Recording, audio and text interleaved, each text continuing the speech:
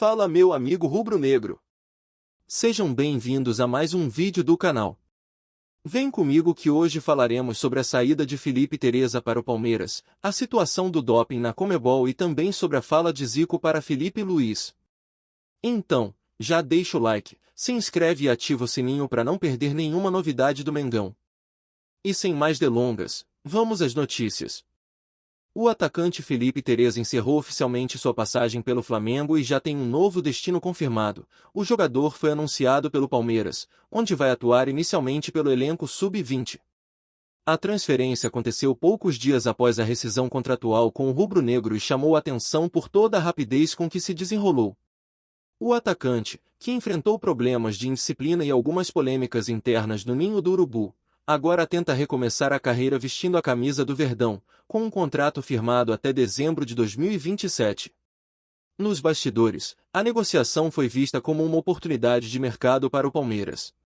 O clube paulista não precisou desembolsar nenhum valor para contar com o jovem atacante, já que o Flamengo havia rescindido o vínculo e liberado o jogador no mercado.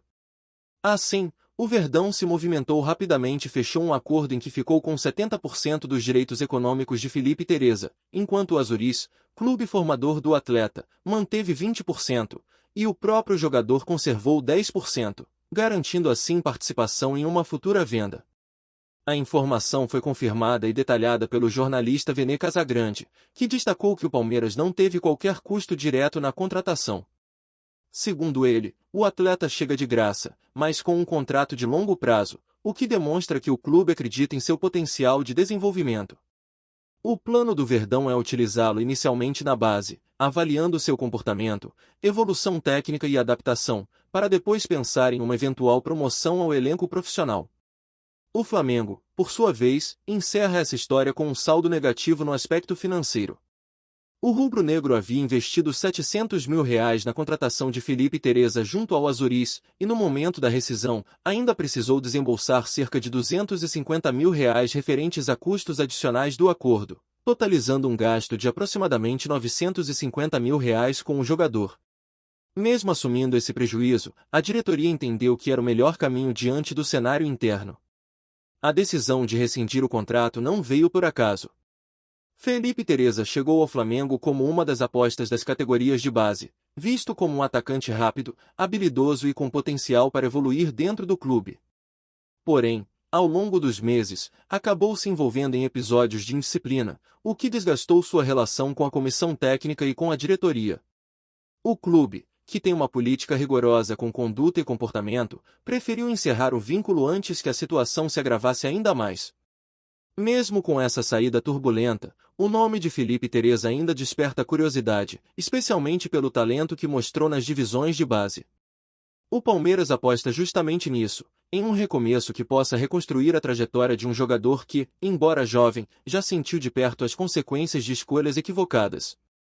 A ideia é oferecer um ambiente mais controlado, onde ele possa trabalhar seu amadurecimento pessoal e profissional, retomando o caminho de crescimento. A chegada de Tereza ao Verdão também faz parte da estratégia do clube de seguir fortalecendo suas categorias de base, que são reconhecidas nacionalmente pela capacidade de revelar atletas para o time principal e até para o futebol europeu. Jogadores como Endrick e Estevão são exemplos recentes desse trabalho, e o Palmeiras acredita que, se o atacante se dedicar e mostrar foco, pode ter um futuro semelhante, ainda que precise percorrer um longo caminho para isso. Para o Flamengo, o episódio serve como aprendizado e reforça a importância do equilíbrio entre talento e disciplina. O clube tem uma das bases mais vitoriosas do país e forma constantemente jogadores que se destacam no time principal ou são vendidos para o exterior. No entanto, como mostrou o caso de Felipe Tereza, o comportamento fora de campo também é determinante para a continuidade de uma carreira. Mesmo com o prejuízo financeiro, a diretoria entende que manter a coerência e os princípios internos é mais importante do que preservar um investimento que já não trazia retorno esportivo. Enquanto isso, o time principal do Flamengo segue em ritmo intenso de competição. Sob o comando de Felipe Luiz, o rubro-negro lidera o Campeonato Brasileiro e está focado em manter a sequência positiva para buscar mais um título nacional. O elenco principal se prepara para o próximo confronto, que será contra o Bahia, em um duelo importante para consolidar a liderança e seguir firme na disputa pelo troféu. Felipe Tereza, por sua vez, inicia uma nova fase. Aos 19 anos, terá a oportunidade de provar que aprendeu com as experiências e que ainda pode trilhar um caminho de sucesso no futebol. O Palmeiras oferece o ambiente ideal para esse recomeço: estrutura, acompanhamento próximo e uma filosofia que valoriza quem trabalha e mostra comprometimento. Agora, cabe ao atacante aproveitar essa chance e transformar o fim conturbado no Flamengo em um ponto de virada na sua carreira. Antes de continuarmos, não deixe de curtir, comentar e se inscrever no nosso canal. Isso é muito importante, pois fortalece a corrente rubro-negra, fazendo nosso Mengão cada vez maior e mais forte. Bomba é pouco. O que explodiu agora na Libertadores é daquelas pautas que mexem com todo torcedor experiente, que viu muita coisa no futebol e sabe reconhecer quando tem fumaça grossa no ar. Uma ONG argentina chamada Deporte Sem Drogas, representada por Aldo Sérgio Parodi, protocolou uma denúncia falando em doping coletivo no jogo de volta entre Estudiantes e Flamengo, em La Plata. O ponto central não é jogador pego em exame, é a acusação de que não houve controle antidoping naquela partida, desrespeitando a legislação local. O texto cita a Lei 26.912, que é o regime jurídico argentino para a prevenção e controle do doping, e aponta nominalmente o presidente da Conmebol, Alejandro Domingues, o presidente da AFA, Cláudio Chiquita Pia, e o secretário nacional de Turismo, Ambiente e Esportes, Daniel Scioli, como responsáveis por garantir o cumprimento das normas. É isso mesmo, a queixa mira os figurões e levanta a dúvida que não quer calar: por que não teria havido exame? Para quem viveu os anos 80, 90 e 2000 e acompanhou a evolução do antidoping, a gravidade é clara. A Argentina possui uma lei específica, a 26.912, que regula controle, responsabilidades e sanções. A denúncia se apoia nessa lei para dizer: se não houve coleta, há descumprimento. E, segundo o relato publicado na imprensa de La Plata, a Promotoria Federal foi provocada a investigar. Não é post de rede social, é petição formal. Até agora, nem Conmebol, nem AFA, nem o governo argentino deram uma resposta pública robusta que encerre o assunto. E aqui entra a inquietação do torcedor calejado: se tudo é procedimento, por que não apresentar logo o relatório do controle com número de atletas sorteados, horário de coleta e cadeia de custódia? Essa transparência básica derrubaria qualquer polêmica. Outro elemento que aumenta o barulho é o contexto técnico. A Conmebol tem regulamentos e planos anuais de controle antidoping, com testagem em competição e fora de competição. Não é improviso, há um sistema previsto. Em publicações oficiais, a entidade alardeia a execução de planos de 2024 e 2025, inclusive detalhando percentuais e metas. Ou seja, no papel, o mecanismo está lá para funcionar em qualquer sede. Se em La Plata algo falhou, é natural que se cobre o porquê. E essa cobrança faz sentido inclusive para proteger o próprio torneio, que precisa de credibilidade.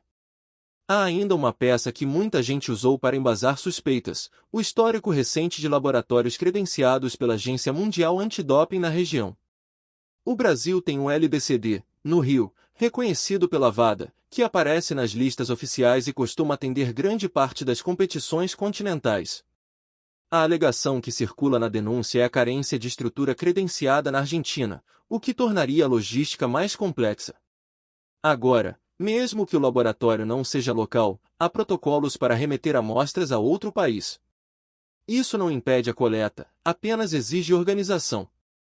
Por isso a pergunta central continua de pé: houve coleta naquela noite ou não? A resposta documentada a essa pergunta é o coração do caso. Do ponto de vista esportivo, todo esse ruído vem logo após uma classificação dramática do Flamengo. No tempo normal, 1-0 para o Estudiantes, nos pênaltis, 4-2 para o rubro-negro, com noite de nervos à flor da pele, bola pesando tonelada e goleiro virando herói. O jogo ocorreu em 25 de setembro de 2025, em La Plata. O resultado você conhece, mas o detalhe importa porque é exatamente essa partida que está sob questionamento processual por parte da denúncia. A impressão para o torcedor veterano é clara: quando a polêmica vem na sequência de uma eliminação do mandante, o ambiente ferve e a narrativa tenta disputar o pós-jogo. Por isso é tão importante separar fato comprovado de hipótese. Fato: a denúncia foi protocolada. Hipótese, que não houve controle. Precisamos ver documentos. Nomes e cargos citados nas matérias estão corretos. Alejandro Domingues preside a Conmebol, Cláudio Tapia é o presidente da AFA, e Daniel Scioli foi designado secretário nacional de Turismo, Ambiente e Esportes em 2024, durante o governo Milei, com atos oficiais registrando essa função. Isso é relevante porque, na leitura jurídica da ONG, as autoridades esportivas e governamentais locais têm dever de garantir que o protocolo ocorra em solo argentino. Se a coleta não aconteceu, a cobrança sobe a essas instâncias. Esse enquadramento é o que dá peso à palavra coletivo na denúncia, não é acusação contra um atleta, é acusação de falha sistêmica. ESPNDeportes.com. Vamos para um olhar frio. Teorias sobre querer garantir argentino na final aparecem sempre que a arbitragem ou a organização derrapam. Mas, até aqui, isso é ruído. O que pode sair do papel é a investigação argentina pedindo explicações do porquê, como e quem estava escalado para o controle naquele dia. Se as planilhas, os termos de notificação aos atletas e a cadeia de custódia aparecerem, encerra-se a discussão. Se não aparecerem, aí sim o caso ganha outra estatura e pressiona a Conmebol a revisar procedimentos, punir responsáveis e, no limite, abrir precedentes incômodos. A essa altura da vida, você e eu sabemos, futebol vive de paixão, mas sobrevive de regra clara aplicada com seriedade. Esse é o ponto. Antes de continuarmos, não deixe de curtir, comentar e se inscrever no nosso canal. Isso é muito importante, pois fortalece a corrente rubro-negra, fazendo nosso Mengão cada vez maior e mais forte. Mas a história não para aí. Depois que a denúncia veio à tona, a imprensa argentina começou a pressionar por respostas. O jornal El Día, de La Plata, que revelou o caso, procurou tanto a Conmebol quanto a AFA e até o próprio governo argentino, mas o silêncio predominou. Ninguém quis se pronunciar oficialmente, nem confirmar se o controle antidoping foi realizado.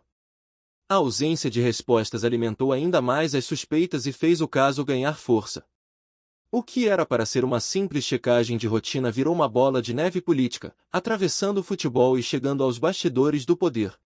A promotoria de La Plata, responsável por receber a denúncia, passou a analisar se o pedido da ONG Esporte Sem Drogas se enquadra na legislação penal esportiva do país. A Lei 26.912 é clara: competições realizadas em solo argentino devem ter controle antidopagem, e o descumprimento pode configurar violação de normas de ordem pública.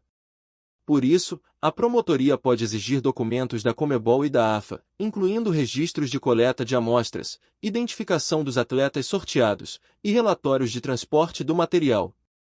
Se não houver esses registros, o Ministério Público argentino poderá solicitar abertura de inquérito, e isso ampliaria o caso para o âmbito judicial.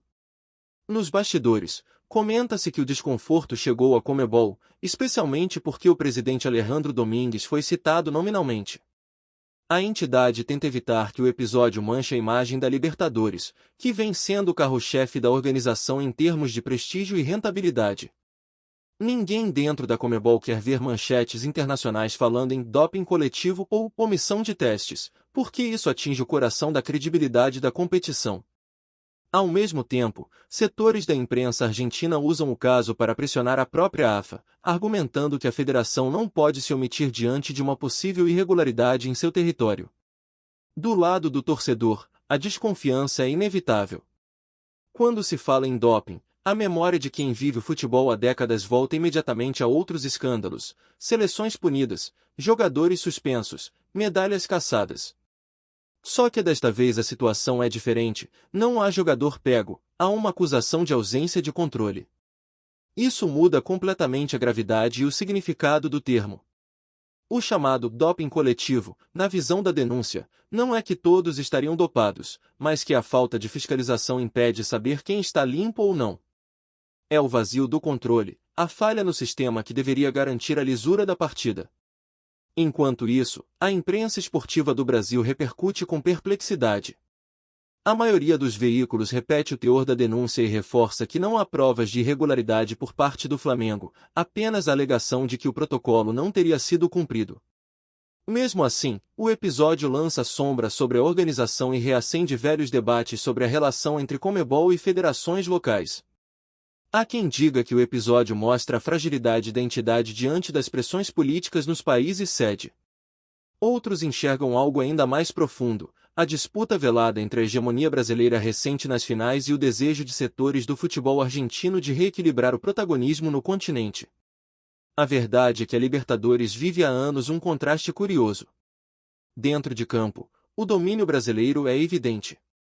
Flamengo, Palmeiras, Fluminense, Atlético e outros chegaram repetidamente às fases decisivas. Fora de campo, a condução política ainda é muito influenciada por dirigentes argentinos e paraguaios. E quando aparece uma denúncia desse porte, em território argentino, contra uma partida envolvendo um brasileiro, o imaginário do torcedor conecta os pontos de forma quase automática. Afinal, o futebol sul-americano sempre foi palco de paixões, mas também de bastidores nebulosos. Por ora, o caso está em compasso de espera. A promotoria deve decidir se abre ou não investigação formal. Se abrir, pedirá informações à Conmebol e à AFA. Se arquivar, o assunto pode morrer rapidamente. Mas a repercussão já está feita. Nos programas esportivos, nas rádios, nos cafés de Buenos Aires e nas mesas de bar do Rio, o tema é o mesmo. Por que não houve antidoping em uma partida de quartas de final da Libertadores? E se houve, por que ninguém mostra os documentos? Perguntas simples que seguem sem resposta. A partir de agora, o que se observa é um movimento de pressão da opinião pública. Torcedores pedem transparência, jornalistas cobram explicações e até jogadores começam a se manifestar pedindo que a Conmebol venha a público esclarecer o ocorrido. O próprio conceito de doping coletivo, ainda que juridicamente discutível, virou símbolo de um sentimento de desconfiança em relação à governança do futebol sul-americano. Se comprovada a omissão, o episódio será um marco negativo para a entidade. Se for desmentido, ainda assim deixará cicatriz. Porque toda vez que o torcedor duvida da integridade de um torneio, a magia se quebra um pouco. No fim das contas, o que está em jogo é mais do que uma partida. É a confiança do público, é o respeito pelo esporte, é a certeza de que quem vence, vence no campo, e não nos bastidores. O torcedor que acompanha a Libertadores desde os tempos em que os estádios eram caldeirões de concreto sabe o valor da verdade no futebol. E quando o futebol perde essa verdade, perde também parte da sua alma. Por isso, independentemente de bandeiras ou cores, todo amante do jogo quer uma coisa só: clareza.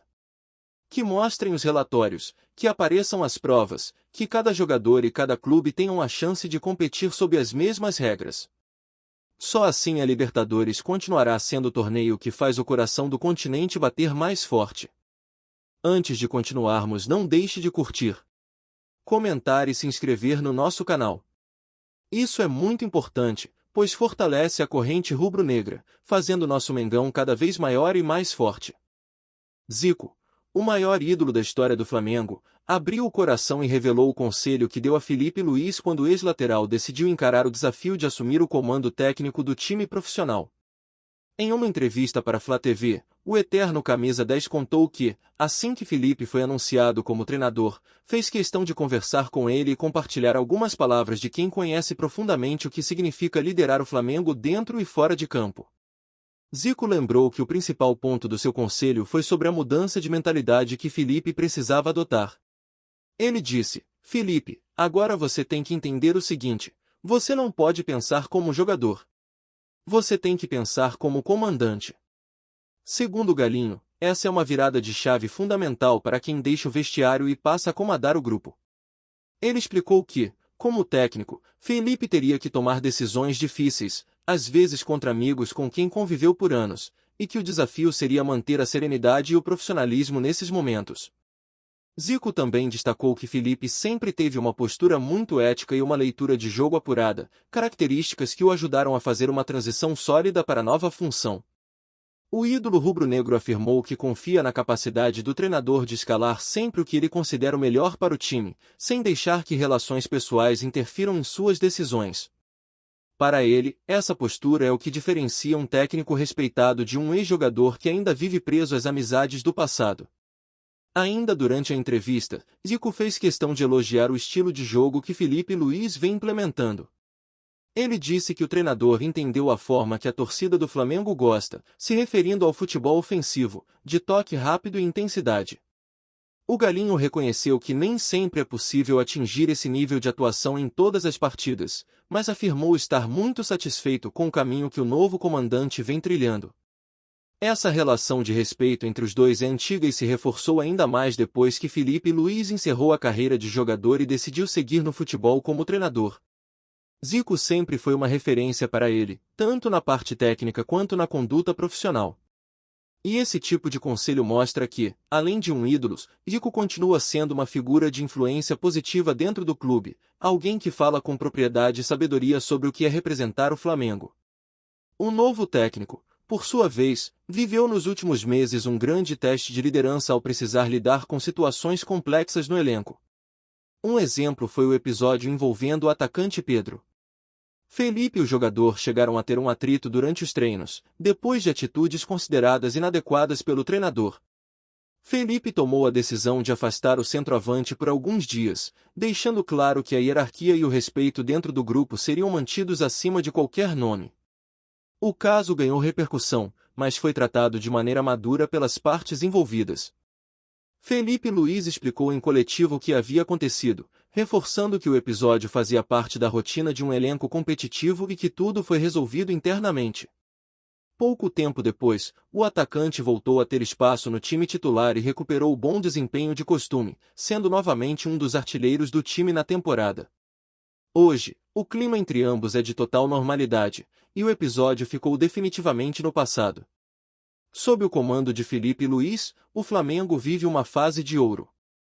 Desde que assumiu o cargo, em outubro de 2024, o treinador já conquistou 3 títulos importantes: a Copa do Brasil, a Supercopa do Brasil e o Campeonato Carioca. Além disso, o time se mantém na ponta da tabela do Campeonato Brasileiro e está nas semifinais da Copa Libertadores da América, brigando fortemente pelos 2 troféus mais desejados da temporada. O estilo de jogo de Felipe tem agradado tanto aos jogadores quanto à torcida. O treinador conseguiu equilibrar o talento ofensivo do elenco com uma compactação defensiva sólida, sem abrir mão da intensidade que é a marca registrada do Flamengo. O grupo demonstra confiança, comprometimento e uma mentalidade vencedora, reflexo direto do trabalho do novo técnico. Zico, ao ver esse crescimento, não esconde a satisfação. Para o maior camisa 10 da história do clube, Felipe Luís está construindo um caminho promissor e tem tudo para marcar época também como treinador. O Galinho destacou que o ex-lateral entendeu o espírito do Flamengo, aquele que exige entrega total, coragem para arriscar e serenidade para suportar a pressão. Com o ídolo Zico observando e o elenco confiante, o Flamengo segue em busca de mais conquistas. O trabalho de Felipe Luís mostra maturidade e firmeza, confirmando que ele soube transformar o conselho do Galinho em prática dentro do campo. E, para a nação rubro-negra, ver essa conexão entre o maior ídolo da história e o atual treinador é mais do que simbólico, é um sinal de que a essência do Flamengo segue viva, sendo passada de geração em geração. Então é isso. Ficamos por aqui. Um forte abraço e saudações rubro-negras.